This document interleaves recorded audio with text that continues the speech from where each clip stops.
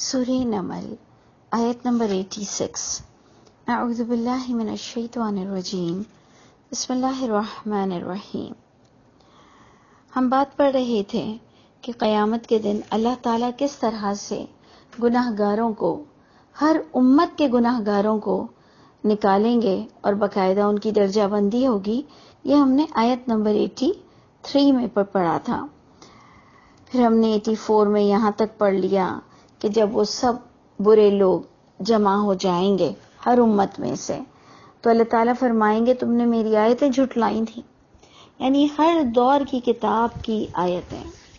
صرف قرآن کی نہیں، ہر دور کے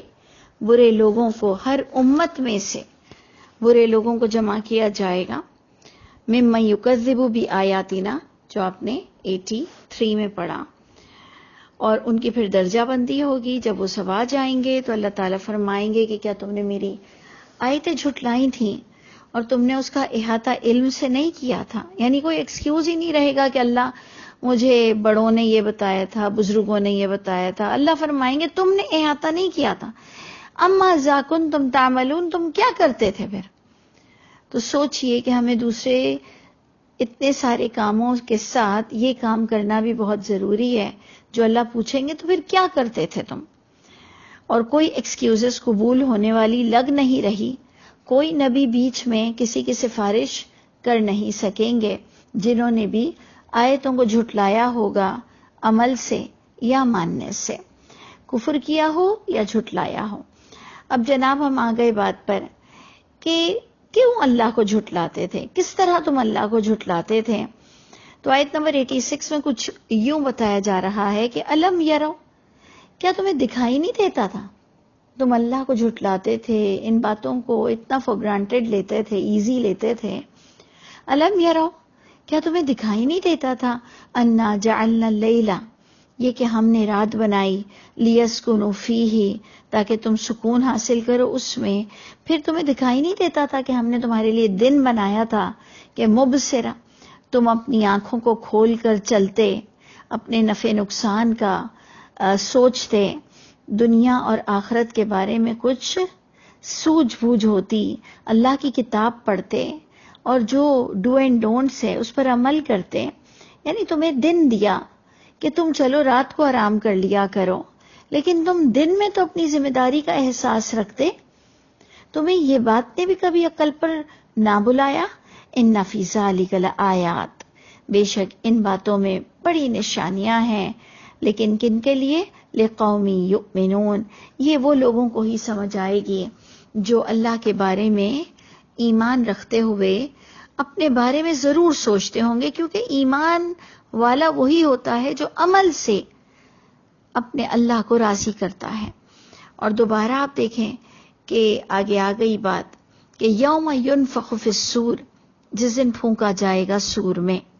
دوبارہ اللہ تعالیٰ آپ کو ایکسپلین کر رہے ہیں۔ پہلے بھی اللہ تعالیٰ نے آپ کو کہا کہ جس دن پھونکا جائے گا سور میں، جس دن ہم جمع کریں گے تو سب برے لوگوں کو ایک طرف کھڑا کر دیں گے، ان کی درجہ بندی ہوگی۔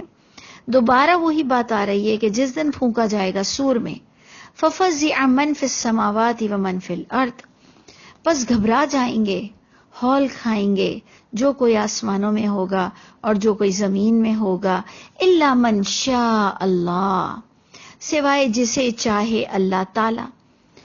اب اس پر مفسرین نے بڑی بڑی سٹوریز بنا لی کہ یہ کچھ ملائکہ ہوں گے، کوئی انبیاء ہوں گے، جبکہ اللہ نے ہمیں بہت کلیئر کانسیپٹ اس کے بارے میں دیا ہے کہ سور پھونکنے کے بعد سب گھبرائیں گے سوائے کچھ لوگوں کے، جس کے لیے بار بار آتا ہے کہ اگر تم اللہ کی کتاب کی اتباع کرو، فالو کرو، اللہ کی راہ میں مال خرچ کرو، اگر تم نیک اعمال کرو، تو اللہ تعالیٰ فرماتے ہیں لا خوف علیہم ولا هم یحزنون۔ اگر آپ دیکھیں نا کہ آپ کو ڈھونڈنا ہو کہ فَفَزِعَ مَن فِي السَّمَاوَاتِ وَمَن فِي الْأَرْضِ، گھبرا جائیں گے جو کوئی آسمانوں میں ہوگا اور جو کوئی زمین میں ہوگا، الا، سوائے من شاء اللہ، جسے چاہے اللہ اسے اس دن کی گھبراہٹ سے محفوظ رکھے گا۔ تو یقیناً آپ کے پاس قرآن سے آنسر آ جائے گا کہ یہ وہ لوگ ہوں گے جن کے لیے تعارف کرا کر اللہ فرماتے ہیں لا خوف علیہم ولا ہم یحزنون۔ اب اگر آپ جاننا چاہتے ہی ہیں کہ یہ کون لوگ ہوں گے اور کیا میرا شمار ان میں ہوگا،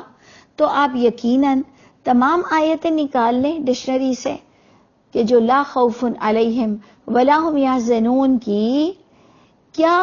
کون سے وہ لوگ تھے، ان کی کیا کارکردگی تھی، ان کے کیا کام تھے جن کی وجہ سے اللہ ان کو قیامت کی گھبراہٹ سے بچا لیں گے۔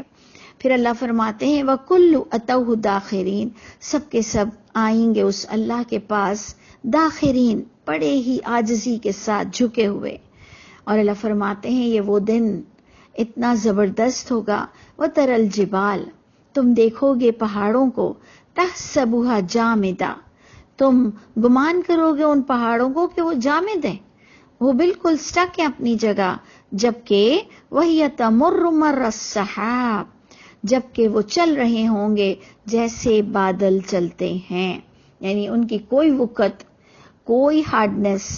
کوئی سختی کچھ بھی نہیں ہوگی، وہ ایک بادلوں کی طرح چل رہے ہوں گے بالکل ویٹ لیس۔ سن اللہ، اللہ فرماتے ہیں یہ اللہ کا کرشمہ ہوگا، الذی اتقن کل شیء، یہ وہ اللہ ہے جس نے بنایا ہر چیز کو، انہ خبیر، بے شک وہ باخبر ہے، بما تفعلون، جو تم کر رہے ہو۔ تو اب آپ دیکھیں گے یہ کیسے کمبینیشن اس کا ہوگا کہ قیامت کی بات آ رہی ہے، گھبراہٹ کی بات آ رہی ہے، اور اللہ فرماتے ہیں اللہ باخبر ہے جو تم عمل کرتے ہو، یعنی کوئی نبی ولی بھی کسی کو بچا نہیں سکیں گے، کیونکہ کوئی بھی غیب نہیں جانتا سوائے اللہ کے۔ آپ نے اسی میں ہی نمل میں ہی آپ نے یہ آیت کو پڑھ لیا تھا، تو لازماً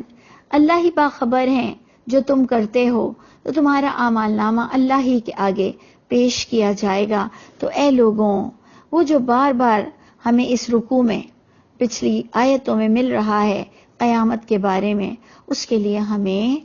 اللہ تعالیٰ اویئرنیس دے رہے ہیں۔ اور پھر اللہ تعالیٰ بڑی خوبصورت بات بتاتے ہیں، کہتے ہیں دیکھو قیامت کے دن کون گھبراہٹ سے بچ جائے گا۔ ایک تو میں نے آپ سے کہا کہ آپ ساری وہ آیتیں نکال لیں لا خوف علیہم ولا ہم یحزنون والی، اور ایک دیکھیں آپ کو 89 آیت میں ہی آنسر مل گیا کہ کون بے خوف ہوگا قیامت کے دن، کس پر گھبراہٹ نہیں ہوگی۔ من جاء بالحسنہ، جو اللہ کے پاس اس حال میں حاضر ہوگا کہ وہ بھلائیوں کے ساتھ آئے گا، نیکیوں کے ساتھ آئے گا، فلہ خیر منہا، بس اس انسان کے لیے اس کی نیکی سے بہترین اس کو اللہ ریوارڈ دیں گے، وہم من فزع یومئذ آمنون، اور وہ اس دن کی گھبراہٹ سے امن میں ہوگا۔ دیکھا آپ نے، کلیئر آ گیا کہ یہ کوئی فرشتے کی بات نہیں ہو رہی، یہ کسی خاص کی بات نہیں ہو رہی، یہ ہر اس شخص کی بات ہو رہی ہے جو نیکیوں کے ساتھ آئے گا، اس کو اس اپنی نیکیوں سے زیادہ اللہ تعالیٰ نوازیں گے، اور وہ اس دن کی گھبراہٹ سے امن میں ہوگا۔ آپ نے دیکھا یہاں بھی فزعن عربی میں آ رہا ہے کہ وہ اس دن کی فزعن گھبراہٹ سے امن میں ہوگا، ومن جاء بالسیئۃ، اور اللہ تعالیٰ دوسرا اصول بھی بتا رہے ہیں کہ آؤ دیکھو کہ برا انجام کن کا ہوگا، کہ جو آئے گا برائی کے ساتھ، فکبت وجوہہم فی النار، پس وہ اوندھے منہ ڈال دیے جائیں گے آگ میں۔ اللہ تعالیٰ ہم سب پر رحم فرما دے، اللہ تعالیٰ ہم سب کو ایک احساس عطا فرما دیجئے کہ اچھائی اور برائی تو آپ نے ہمیں مینشن کر دی ہے، اللہ تعالیٰ ہمیں آپ کی ملاقات کا احساس وہ عطا فرما دیجئے، اور آپ کی ملاقات ہمارے لیے بہت عزیز ہو جائے۔ تو اللہ فرماتے ہیں جو برائی کے ساتھ آئے گا وہ اوندھے منہ جہنم میں، آگ میں ڈال دیا جائے گا۔ اور پھر اللہ تعالیٰ ہمیں کہتے ہیں ہل تجزون الا ما کنتم تعملون، نہیں تمہیں بدلہ دیا گیا ہے مگر اتنا ہی بدلہ دیا گیا ہے جتنا تم نے عمل کیا۔ نیکیوں کو تو بڑا چڑھا کر ریوارڈ دیا جائے گا، لیکن کیا اللہ کی رحمت ہے کہ برائی جتنا ہی کنسیڈر کیا جائے گا اور نیکیوں کو زیادہ کنسیڈر کیا جائے گا۔ سوچئے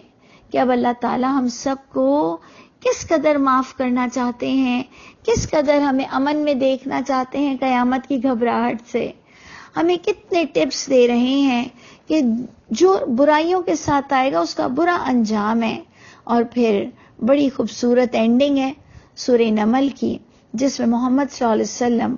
اپنا کھلا دو ٹوک بیان دے رہے ہیں تمام لوگوں کے آگے، کہہ رہے ہیں انما امرتو، اے لوگوں سن لو کہ بے شک مجھے تو حکم مل گیا ہے، ان اعبد، یہ کہ میں تو پکاروں گا، میں تو بندہ بنوں گا، میں تو عبادت کروں گا، رب ہذہ البلدہ، میں اس رب کی عبادت کروں گا، اس رب کو پکاروں گا جو اس شہر کا رب ہے، یعنی شہر کا رب، اس مکے کا جو رب ہے میں اس کو پکارتا ہوں، جو کہ اللہ تعالیٰ فرماتے ہیں فَلْيَعْبُدُوا رَبَّ هَذَا الْبَيْتِ، بس چاہیے کہ وہ عبادت کریں اس بیت اللہ کے، اس گھر کے رب کی۔ یعنی ہم نے بیت اللہ کی عبادت نہیں کرنی ہوتی ہے، ہم بیت اللہ کی عبادت نہیں کرتے ہیں، ہم بیت اللہ کے رب کی عبادت کرتے ہیں، ہم کعبے کے رب کی عبادت کرتے ہیں۔ اللہ فرماتے ہیں کہ نبی نے کھلا دو ٹوک اپنا فیصلہ سنا دیا 91 آیت سے کہ میں تو صرف اللہ کو پکاروں گا، اور یہ وہ محترم شہر ہے کہ الذی حرمہا، یہ وہ جگہ ہے، یہ وہ ذات پاک ہے جس نے محترم بنایا، بڑی عزت والی یہ سٹی بنائی، بہت ہی محرم اور محترم بنایا اس جگہ کو۔ وَلَهُ كُلُّ شَيْءٍ، جبکہ اس اللہ ہی کے ہاتھ میں ہر چیز ہے۔ دیکھیں محمد صلی اللہ علیہ وسلم اپنے کانسیپٹ بتا رہے ہیں کہ میں خود بھی یہ کانسیپٹ رکھتا ہوں کہ ہر چیز اس اللہ کے ہاتھ میں ہے۔ وَأُمِرْتُ، اور پھر سیکنڈ پوائنٹ بتاتے ہیں مجھے تو یہ کلیئر حکم دیا گیا ہے ان اکون من المسلمین، یہ کہ میں فرما برداروں میں سے ہو جاؤں۔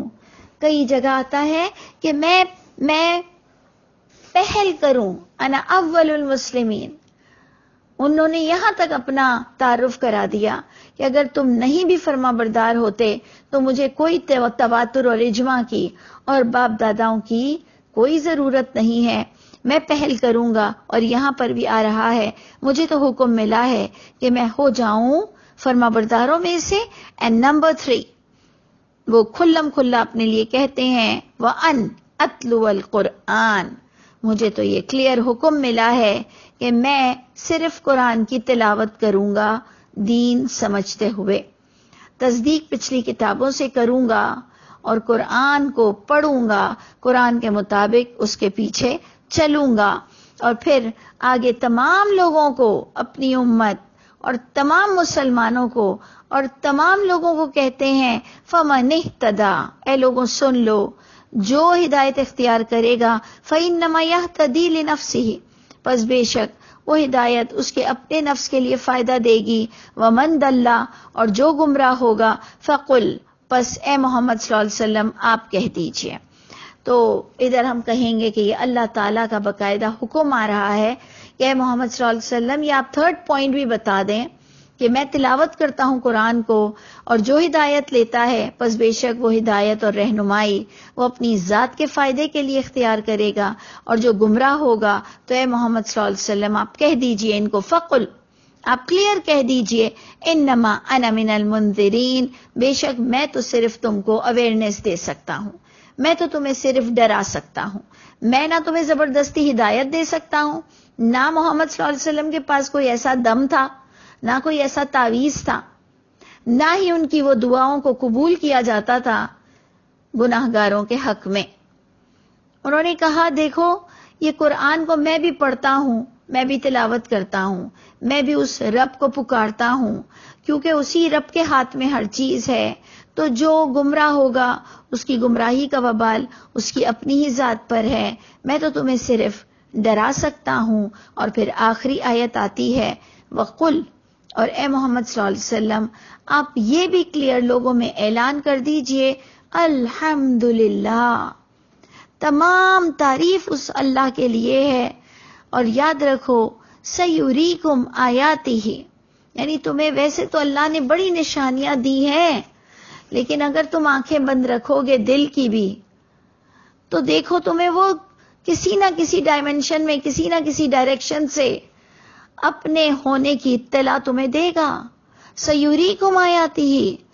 جلد وہ دکھائے گا تم کو اپنی نشانیاں. ہمیں تو ویسے ہی مان لینا چاہیے اللہ کو، اس کتاب سے ہی مان لینا چاہیے ہمیں اللہ کو. نہیں تو اللہ فرماتے ہیں میں اس پر حجت کو پوری تمام کروں گا، میں اسے ہر طرف سے اپنی نشانیاں بتاؤں گا. فَتَعْرِفُونَهَا، پس وہ پہچان لے گا، پس وہ اللہ کی توحید کو پہچان لے گا کہ نبی بھی اللہ کے فرما بردار ہوا کرتے ہیں. نبی نے آپ کو بخشش کا کوئی وعدہ نہیں دیا کہ نبی کے ہاتھ میں بخشش ہے. نبی نے ہمیشہ یہ سکھایا ہے کہ بخشش اللہ کے ہاتھ میں ہے، اور بخشش کے لیے نیک اعمال کا ہونا بہت ضروری ہے. اور پھر اس کے ساتھ اینڈ ہوتی ہے سورہ نمل، وَمَا رَبُّكَ بِغَافِلٍ عَمَّا تَعْمَلُونَ، نہیں ہے تمہارا رب غافل جو بھی تم عمل کرتے ہو. دیکھ لیا آپ نے، رب کی خوشنودی، رب کی رضا